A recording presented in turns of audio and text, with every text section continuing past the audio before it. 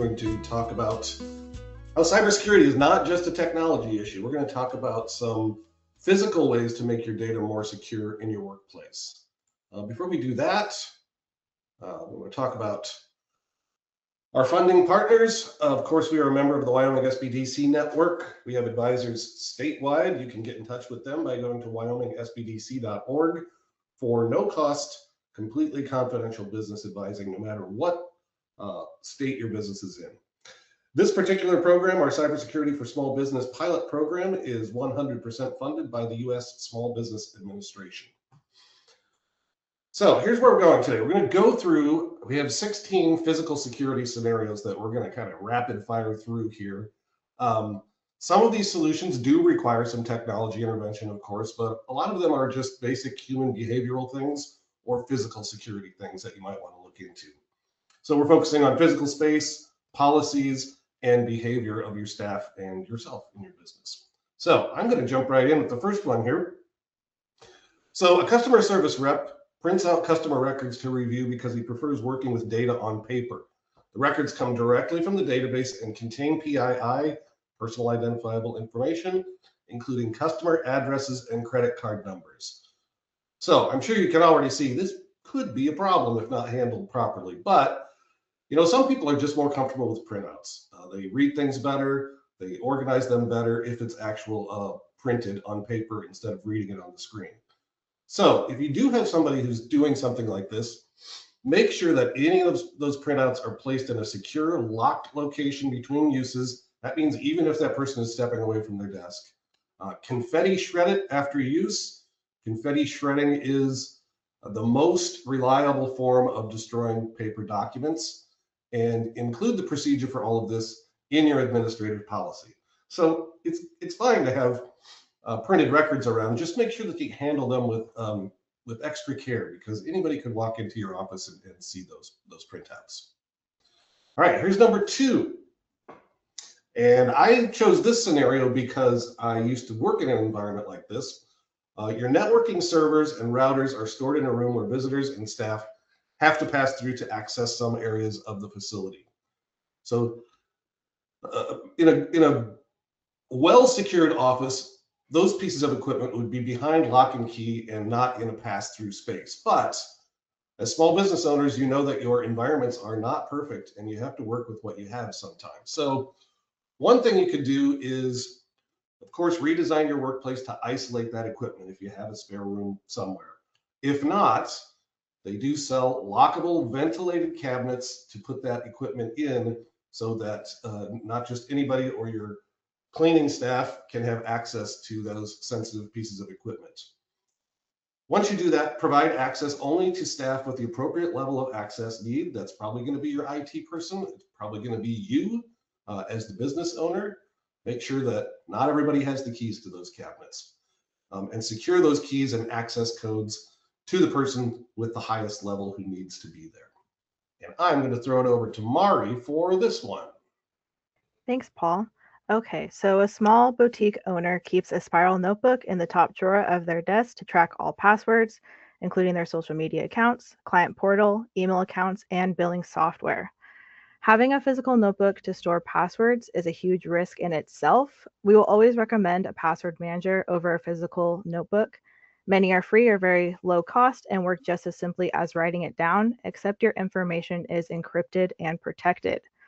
But if you do keep a notebook, make sure to store it somewhere secure and away from the public. Something else to think about: if an employee leaves, or even if you just suspect someone unauthorized has seen that notebook, every single password in it needs to be changed immediately. All of your accounts are only as secure as that one notebook. And if you do decide to make the switch to a password manager, make sure you are destroying the notebook by confetti shredding it. Simply tossing it in the trash still leaves it accessible to anyone willing to look. And next slide, please. A small e-commerce business gives all employees a single universal key code to enter the office. The code has never been changed since the business opened 4 years ago. A key code that has never changed in 4 years is a real problem, especially for a business that has seen any employee turnover in that time. Anyone who has ever been given that code still has access to your building right now. We always recommend individual PIN codes per employee rather than one shared code. That way, if something happens, you can remove one person's access without having to scramble to update everyone else. And when someone leaves the company, changing their access should be on the checklist the same day that they walk out the door. It is also worth doing a quick audit every now and then and just asking who actually has access to our building and do they still need it. Next slide, please. So moving on to the new scenario, we have you spot a group of guys outside your office in high visibility jackets, clipboards, ladders, whatever else any construction person may have. They claim to be here to work on some electrical issue and shouldn't be in the building too long. But you don't remember hearing about any contractors being called today. Now, this might sound like a scenario that's straight out of a spy film or something, but it is important to know that this is a tactic that some malicious actors can use in order to gain access to your building. So what you should be doing is check if they're closed for logos, as commercially available gear like that will not have any company logos on it. You should also check with higher ups and make sure that they know what's going on and that this is an actual thing that is happening today. And also ask specifics about what it is that they're doing, because if they are here to work on something specific, they should be able to know where they're going and what they're specifically doing. Next, we have a new employee is starting today, but none of the credentials seem to be working, including logins, key cards, and you don't remember hearing about a new hire starting today. Again, another tactic malicious actors can use is to try and impersonate a new employee and show up with either no credentials or some fake credentials to try and show that they are meant to be here. So check in with HR if there are any new hires starting. Quiz the employee on if things that they may have done during the interview or onboarding process, and also recall like what your experience was with the onboarding process and new employees to figure out if this is just something that is normal or maybe is slightly out of the ordinary. Go ahead and send it back to Paul here for the next two slides. All right, thank you, Ian and Marree. Yeah, that impersonating an employee is something that's becoming more common. It's not quite as common with our smaller businesses because we don't have huge staffs, but it can really happen anywhere. So I think that's a good thing to consider, Ian. Thanks. All right, so a coffee shop provides a network password to its customers to access their internet service. Very common thing. The password is written on a chalkboard near the ordering station. So we see this all the time. And the reason that I'm bringing it up in this webinar is because it's fine. It's a service perk, but you have to make sure that your network is set up so that your online business network is separated from a guest network. And you can use a switch to do this. And you just don't want to have your company's sensitive data on the same network that anybody can access. And also, you kind of want to be aware of campers, people who might be sitting in that coffee shop and trying to search other users' data from that open network. So if you get somebody who just is acting weird or is sitting there for a long time, or you walk by and you see some sort of terminal open on their screen or something, that person may not be up to good. So just be cautious of that. All right, so a small healthcare provider's office provides administrative access to all its employees to simplify operations. Their longtime receptionist is retiring at the end of the week. So what kind of considerations do we need here? And by administrative access, we're saying they can have the highest level of access to your network and their own computer system. So I know this is a common policy because it does make it a little easier to manage users, but if you have this going on, I would stress that you revisit your access policy. Determine if that admin access really is necessary for everyone and lower the levels of security on people who don't need to be in everything. Also, if you have a staff member leaving, make sure you change all your passwords before your staff member leaves the building on their last day. You don't want anyone, no matter how trustworthy or long-serving they've been with your company, to walk away with the ability to get into your systems. You'll also want to develop an onboarding and termination policy and checklist for all data access. This is one of the things we do through our cybersecurity program, is helping businesses develop their personnel policy and data access guidelines. All right, I'm going to toss it over to Marree for a couple of tips here. Perfect, thank you. Okay, so a small real estate firm shares a leased office floor with 2 other businesses. All 3 companies use the same networked printer in a common area. Printed documents are often left sitting in the output tray uncollected for extended periods. Now, a shared printer in a common area might be convenient, but think about what a real estate firm is regularly printing. They're printing client financials, purchase agreements, personal identification. Those documents sitting uncollected in an open tray that 2 other businesses walk past is a real exposure risk. And it does not even require bad intent. An accidental pickup, a curious glance, or someone photographing a document they were not meant to see can all happen without anyone meaning any harm. So one of the easiest fixes here is a pin-based print release. Most office printers already support it. Your document just waits in the queue until you walk up and enter your code. So nothing ever sits in the tray unattended. For any business handling sensitive documents regularly, that should really be a baseline expectation. And if your print jobs are sensitive enough that sharing a printer feels like a consistent risk, a dedicated device just for your team is worth considering. It is a modest investment that eliminates the problem entirely. A small family-owned HVAC company is active on social media and regularly posts photos and short videos to promote their business. A recent office photo showed a whiteboard in the background with customer names and appointment times written on it. A job site video showed an employee's laptop open on the tailgate of the work truck.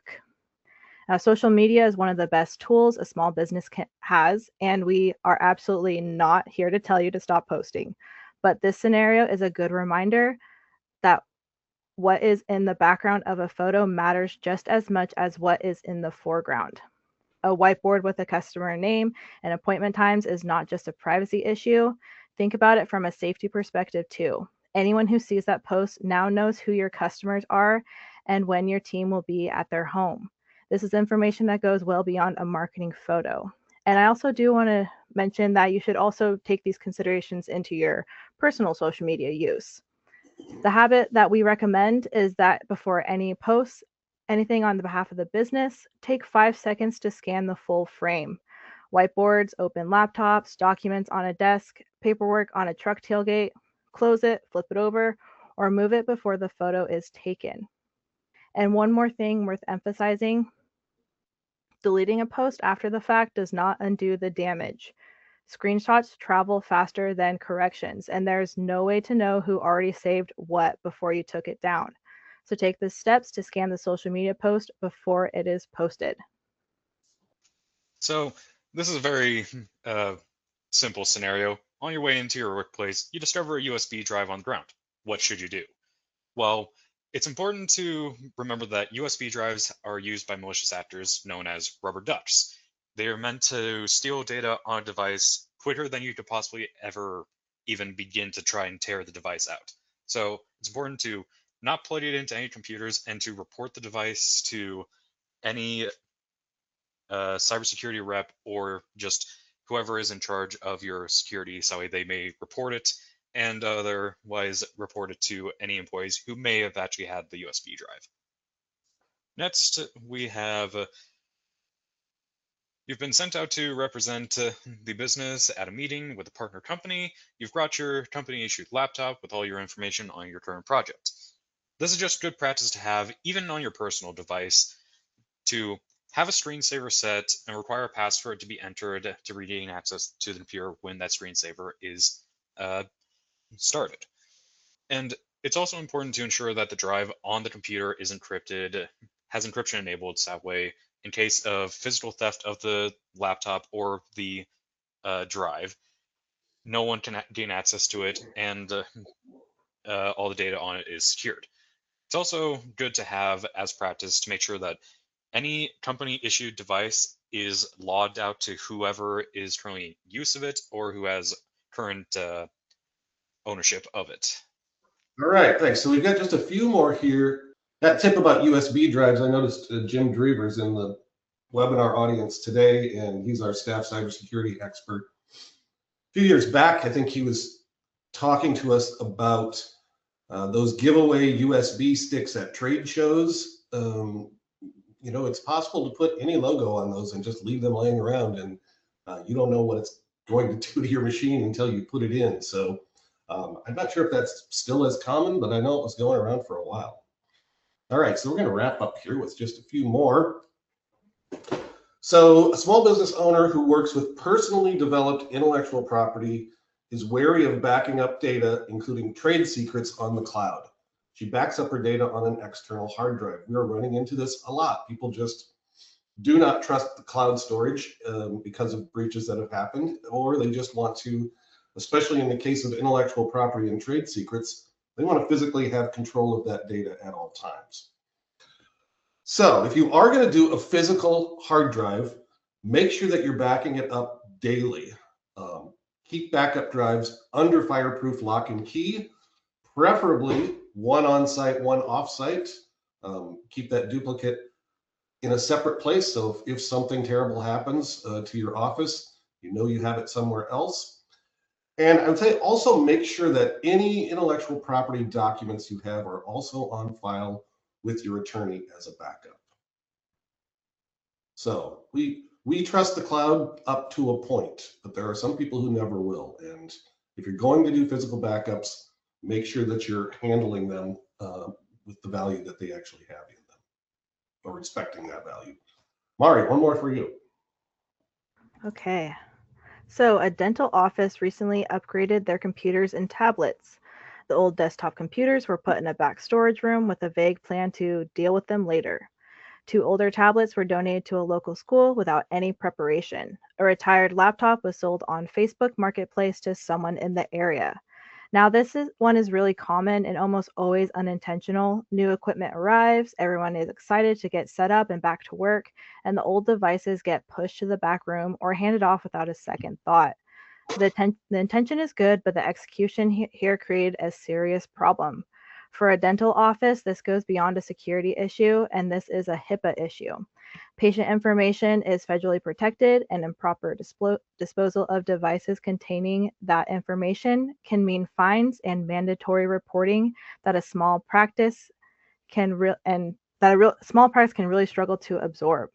Now, before any device leaves your hands, fully wipe it with a certified erasure tool on machines older than 5 to 7 years, or the reset this PC on Windows, or erase all content and settings on Macs. Make sure to sign out of every account and remove it from your Apple, Google, or Microsoft dashboard.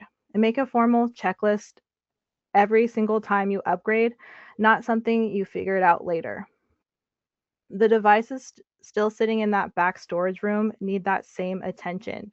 Out of sight does not mean out of risk. And I do want to mention that the April cybersecurity newsletter we sent out does feature an article about how to safely donate or recycle old tech. And I'll drop that link in the chat, so feel free to check that out for more detailed information. Great. Thank you, Marree. Ian. So now with this scenario we have, congratulations, you just installed a new badge lock system for your doors at your business, and you want, in order to help ensure that the building is more secure.